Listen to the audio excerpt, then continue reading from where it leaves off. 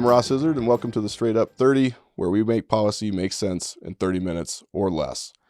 This is our first episode of political show number 1124, and you might be wondering why in the world we need another political show.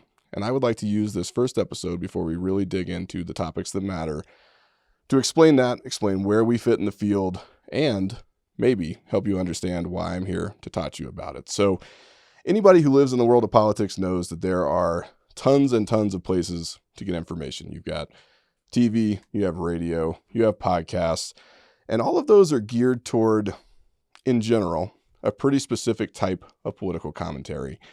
You have the talking head folks who just like to talk about issues ad nauseum from the perspective of what's happening in that precise moment. You have the shows that are dedicated to partisan rhetoric and how angry we should be about any given issue, about how this party feels about this particular policy and what's happening in the political space. And you have tons of shows that are all about conflict, because conflict sells. It's easier to get out. It's more popular. Folks are more likely to listen to it. But those shows prioritize conflict over understanding. And what we don't have, or at least what I don't often see, are shows that focus on specifically the issues that matter to us and the issues that we care about from a policy perspective, from a perspective that values understanding and dissection and really digging in when others are skating at the surface level and too busy throwing eggs and tomatoes at each other to really make sense of what's actually going on. And so the Straight Up 30 is here to help folks make sense of the most pressing policy issues so they can be better informed and get more engaged. And you might be thinking, I don't really want to get engaged. Policy and politics are just a hobby for me. I like them. It's like watching football or eating Doritos. It's just something to do. But I disagree with that. I think that there's something to be said for being able to be meaningfully engaged as a citizen. And I think there's something to be said for how you can get meaningfully engaged as a citizen.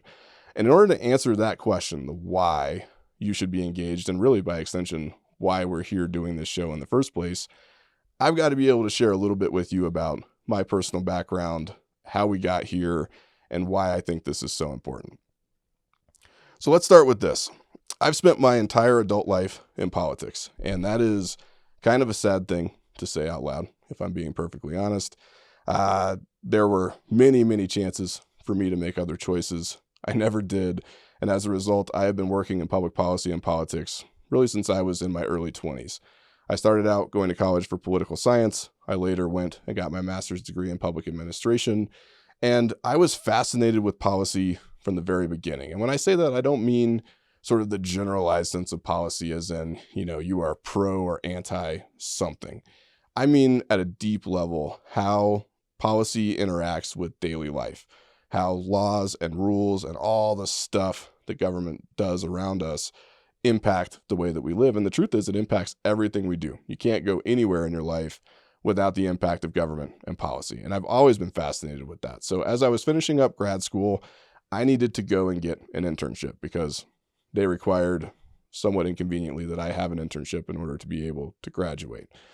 And long story short, I wound up getting an internship at a think tank where my job was effectively to be a professional nerd. And I started out first making coffee for folks and then later writing little one-paragraph things, maybe editing an op-ed here or there. And I did that all the way through grad school, so while I was learning how this stuff worked. And then when I finished grad school, the think tank offered me a job. And I became, out of the gate in my early 20s, a policy analyst. And policy analysts are, if you had to picture one, you're picturing a guy with heavy glasses and a pocket protector who's sitting around doing math. And that really is how I spent the early part of my career. I don't look like it now. You probably wouldn't guess it. But back in the day, I was a statistician of sorts. I would write white papers. I would sit down. I would look at an issue. I would look at a law. I would dissect it, and I'd put it all together with a bunch of numbers. I would put on my best suit, which at the time was really a pretty crappy suit, and go down to the Capitol, and I would hand it to a lawmaker, or maybe I'd hand it to a state board member or somebody, some policymaker, and I'd say, here is the truth. I've done the research. Here's how this policy ought to look. Here are my recommendations. Man, let me just give this to you, and then we can all do the right thing. And they were always polite. They were always nice to me, but they would take the white paper, they would sort of look at me with this sad, knowing look in their eyes, and they'd pat me on the head and say, I really appreciate this, but it's not something I can do. This just isn't the game that we're playing down here. And I did that for quite a few years. I wrote more papers than I could count, more op-eds than I can count, Supreme Court briefs, court briefs of every kind. I mean, if you can think of a nerdy piece of technical policy writing on every subject under the sun, so ranging from guns to energy to education to transportation, I did it for a long time until one day I started to feel like nobody really cared because the game was really about politics and about lobbying. So I started to lobby, first for the think tank, then for some other folks. I got away from the universe where I was never quite allowed to tell them what I thought they should do or how they should vote on an issue. And I stopped trying to educate people into decisions and instead started going down and telling them what I thought they ought to do directly. And that was really the turning point for me. So from there, I started lobbying, as I said, for a whole bunch of other groups, including nonprofits. I wound up running the National Government Relations Department for a large national nonprofit here in Denver. And then I left eventually to start my own firm. But I left to start my own firm, WhyThe Strategies, for a very specific reason. And the reason was that during my time in the lobbying universe, I found that policy wasn't something that people were able to connect with or care about because too often in the professional sense, they were busy doing politics. But once I got into politics professionally, I realized that very few of those folks have any time to really think about policy. And what winds up happening there is you get this sort of divide. You have the folks who live in the policy sphere, and they are sort of the intellectuals of the universe. And then you have the folks that live in the political sphere, and they are the influence architects, the people who deal with relationships and getting stuff done. But rarely do the two meet. And what happens there is that, number one, you see the political industry sort of bifurcate itself out into these various buckets that don't speak well together and don't do well together. But number two, it becomes very isolating and very hard for the average citizen to track, right? So if you want to go and understand a policy issue, you have very few places to really go and do that aside from this very cloistered group of policy experts who can explain it to you, but really can't tell you what to do about it. And then on the other side, you can go and get engaged in politics, but those folks are really only going to be able to explain the process and what's going on. They're not going to be able to help you understand the nitty-gritty of why a policy is problematic, or specifically how you might need to change a policy or the intent of a policy change.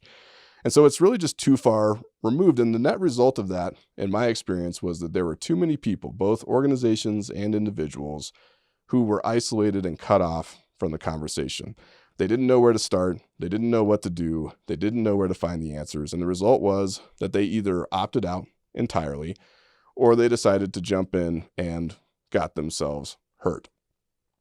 The goal of this show is to start addressing that by bringing together both the policy side, which I believe is critical to ever being effective in politics, and the political side, which is critical to being able to share your message and getting out there in an effective way. And we're going to do that primarily in an interview format. So in some cases, you might be listening just to me sit here and explain to you how something works, because every now and then it makes sense to sit down and have a civics lesson about committee structure or legislative processes or rulemaking or whatever it might be. Sometimes it might be sitting down with a really cool advocacy organization that's doing incredible work who can share how they have specifically built out the systems and the processes to do that.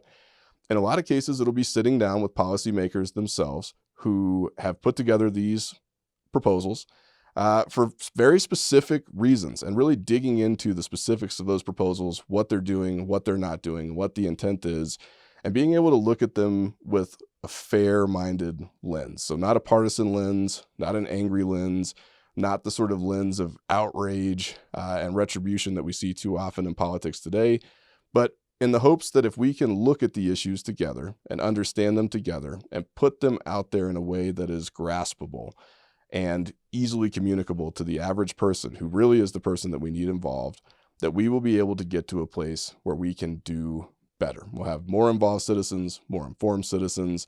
Policymakers will have a place to voice the policy issues that they often don't in the process. And we will have some level of political literacy that will lead to more effective conversations and hopefully more productive conversations going forward. So we will primarily be doing interviews. We will start that here soon. We will likely be doing the show every 2 weeks to start out with. We might increase that at some point, or we might not. But the goal is really to be able to bring this all together and marry policy and politics in a way that makes sense to you while being respectful of your time and keeping it to 30 minutes or less so you can get in, get the information you need, and get out. And that's what we're doing here today. Thanks for being with us for the first episode. We will be back soon with the first real episode of the Straight Up 30.